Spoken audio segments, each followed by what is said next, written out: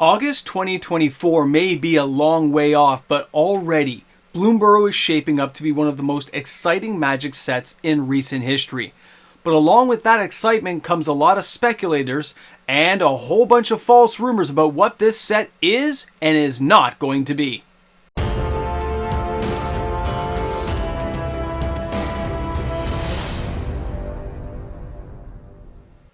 Just like any other experience in life, you can overdo things without really meaning to. And in this case, I mean Burrow. What are you willing to spend to make your experience everything you hope it's going to be? Welcome back, everyone. MTG Moxman here. Thanks again for hanging out with me on the channel today. And you know what? Speculation for Burrow is pretty wild and rampant right now, but you can look into what they've offered us. The little clues and hints, and you can start picking apart most Magic sets if you take the time to do so. And when you do that, guys, you save a lot of money. You stop yourself buying random reserve list cards you don't need. You do get to buy some of the cards that are super cheap before they spike.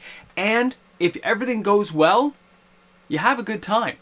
Let's face it, sometimes just buying and constructing a deck piece by piece is more exciting than playing it, depending on the type of player you are.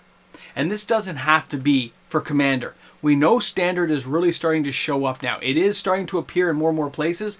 And as Wizards gets into this cycle, they are gearing up for more Standard play. And these sets they are giving us now are going to start to interconnect.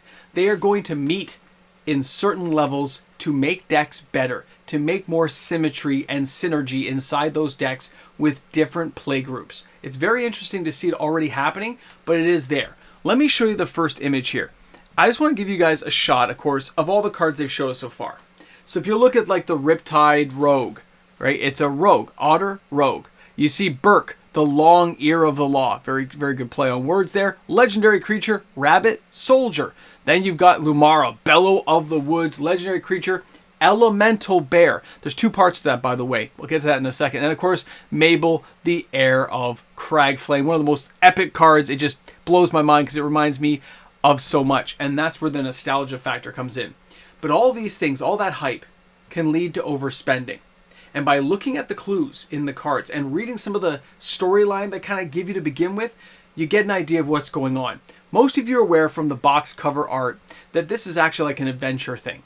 They're trying to solve what's going on in the Valley of Burrow, and they're trying to fix all the issues and ills of the world by a little adventuring party. Very D&D style, okay? But not only is the D&D style there, the different character classes seem to be represented. It almost seems like a knockoff D&D set with cute animals. Again, overkill. It makes me want to go out and spend money just thinking about it. That's how excited I get. But here's the thing.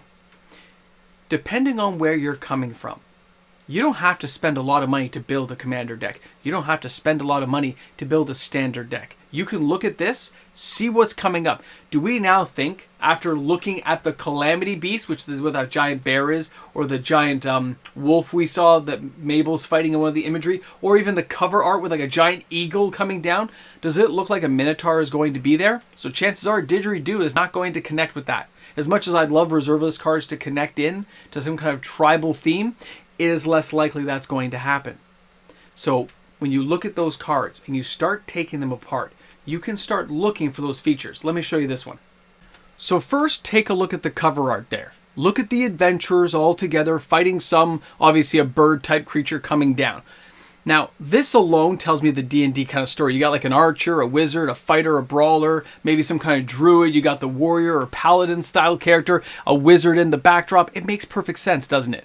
So you can start looking for cards in upcoming sets or already existing sets that can connect with this ahead of time. And they don't have to be expensive, because the more we look into the set, you can see here, Otter Rogue, Rabbit Soldier.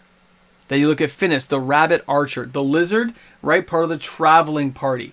As you go down, the King of the Frog Folk, a Badger and a Brawler, the Calamity Bear. As we break these down, it makes perfect sense what they're trying to put together. Burrow is a set that represents forest critters, combining old mechanics and new. For Tie Pals, each limited color represents a dedicated creature type. Featured creatures include mice, frogs, bats, birds, lizards, squirrels, rabbits, badgers, foxes, raccoons, and otters. And it starts showing the archetypes and stuff like that at the bottom. But I want you to think about that for a minute. We now know the creature types that are major going to be represented. So, you could look at something and say, what cards can I use in my commander deck? Sure, you can go for Swarm Yard. I wouldn't buy that yet, though. But that's a card people will be speculating on. I know I bought some extra copies as soon as Burrow was announced. And now I think I may have made a mistake because we don't know if that card is going to be in a commander deck. Don't know how these cards are going to come around yet. So it could have been a bad buy. Could have been a smart buy. Each player will make up their minds about that. But a $10 investment didn't seem bad to me. But if I could have got it in a commander deck, I may have overspent then, right? Interesting stuff. Now, when you look at the cards that are rotating out versus the cards that we are still going to have in this set, that's going to bring up a whole other issue because we're going to have a whole bunch of these cards rotating out. Like Streets of New Capenna, which gave us all kinds of raccoons in that, it's going to leave. But we're still going to have Dominaria. Remember, there's a second subtype to a lot of these creatures. The Calamity animals in this set definitely are going to tell us that we're not going to have some random human bad guy.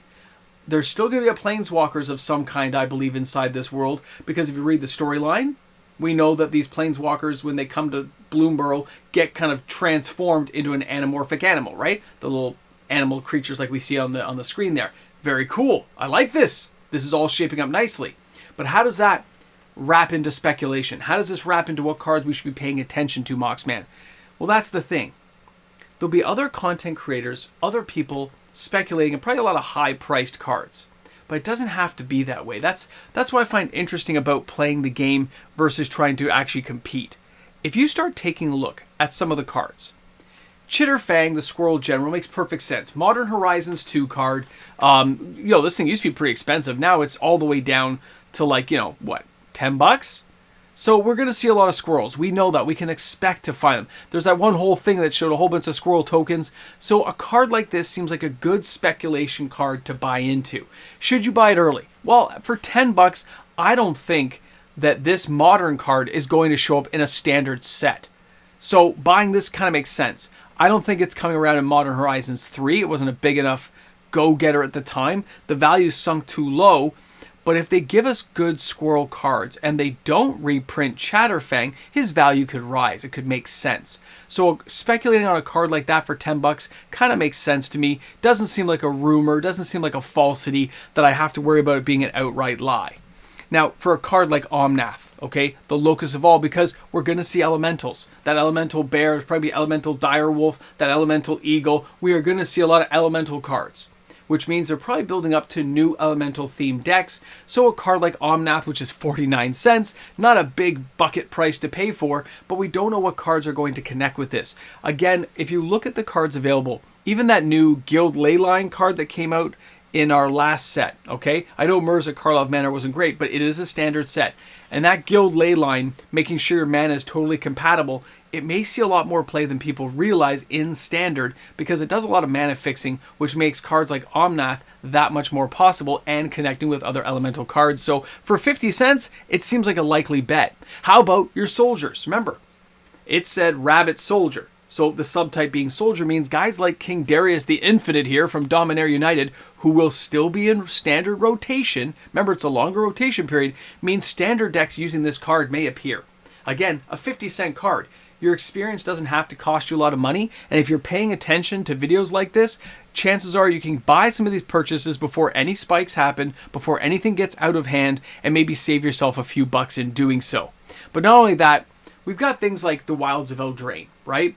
We had cards represented here. See the elemental raccoon? So it's an elemental, but it's also a raccoon. Remember, they're building up their creature types. And the reason they're building up the creature types is in some cases, these creature types were really sparse. They didn't have a lot to go off of. So when you look at that now and say, how much? What's that going to cost me? We're only talking a couple of bucks. It's not a lot of money to build your standard deck using a lot of these cards that are still in standard, or starting a commander deck with cards that have rotated out. It's getting ahead of the curve and understanding what this set will contain and what it won't contain in your best estimation. Guys, it could still happen. We could still have crazy stuff go off and not meet our needs. We could have things go wrong. We could have cards reproduced that I didn't expect or anticipate. Wizards can throw you all kinds of crazy curveballs. But let's put that aside for a moment and recognize that this set doesn't seem to be going that way, does it? The more you rationalize and look at what's happening and what they've shown us, it looks like a little adventure set. It looks like cute animals going on an adventure that could lead to some great combinations later on. Almost like they're starting out a set that will lead to future sets back on Burrow, different areas of Burrow that could connect together to give us bigger adventuring parties, or for all you know, they're going to bring back something like the dungeon mechanic because it could fit with those things, or new ways of connecting these creatures together, almost like Ikoria. They have a lot of ground to work with, which means there's a lot of speculators out there telling you or suggesting that some of these cards, oh, that's going to spike, that's going to go up, you should buy that. There are indicators for some of these cards for sure. It happens every set. Somebody will probably make some good money, some people won't.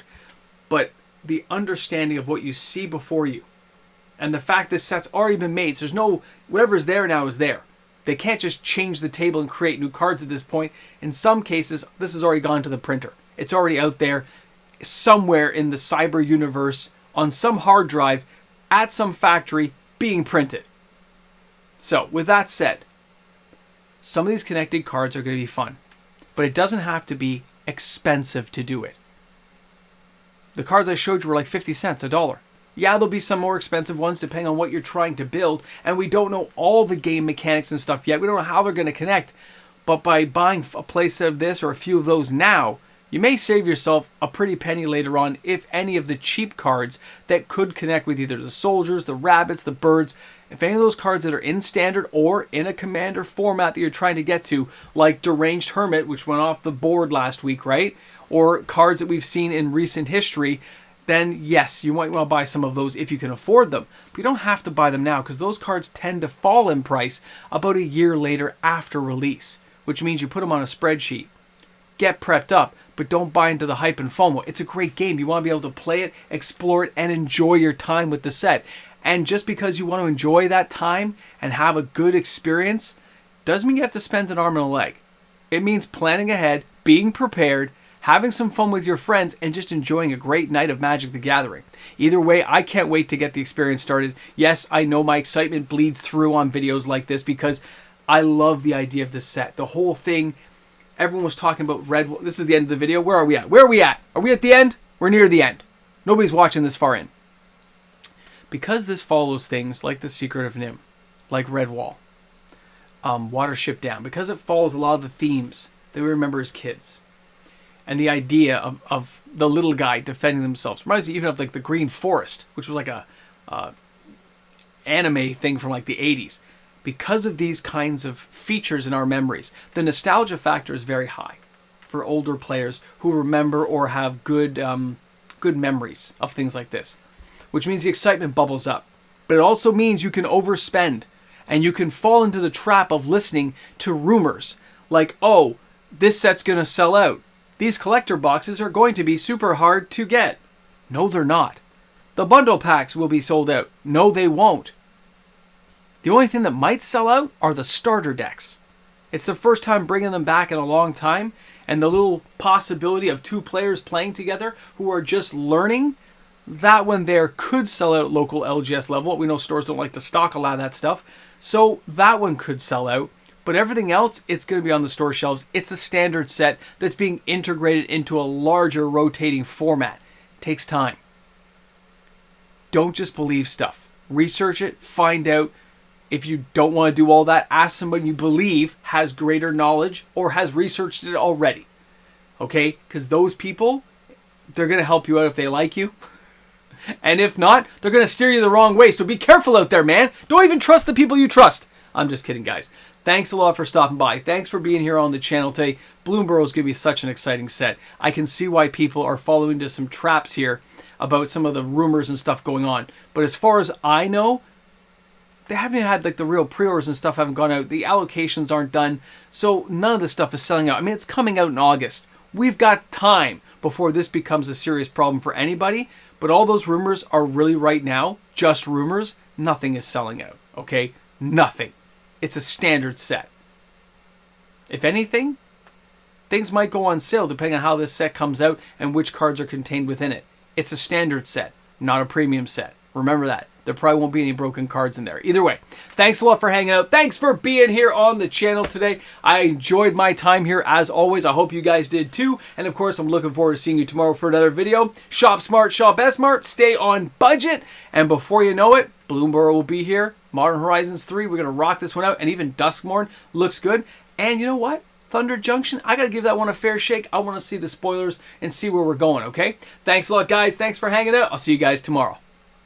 Hey guys, a big shout out and thank you to all the fantastic patrons we have here on the channel. The amazing Patreon support, followed by my YouTube membership members who allow for this daily uploaded content to be created. Guys, if it wasn't for them, this wouldn't be happening. So thanks again. Big shout out. Can't wait to show you tomorrow's video. Have a great day, everyone.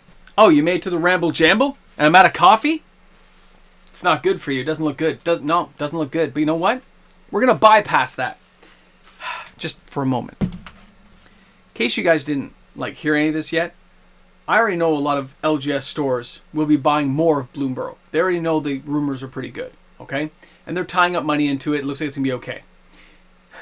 They are worried that it might be such a good set that there will be people who don't get their products, okay, if they didn't pre-order. That is a thing at this point, okay, for those who are allowing pre-orders. But at the same time, it's still going to be sitting at distribution level. They can reorder it later. I don't think anything's going to be that hard to get. The rumors that are starting to swirl about some of these products being that hard to get are just that. And it drives me nuts that people just buy into it. Or you got to buy this card, XYZ, and pay $50, $100, $150, $200 to experience Burrow the way you want in 3D, 4D. A rabbit will hop across. No, come on. Don't buy into it. It's going to be a great set. It's going to be exciting. But don't overbuy into something that's going to be around as a standard product. It drives me nuts. I'm going to keep drilling this point home in a few videos. I know that for sure. Either way, thanks for hanging out. Time for coffee. Time to make dinner. Time to do other things. I know. I'm going to miss you guys too. I'll see you tomorrow.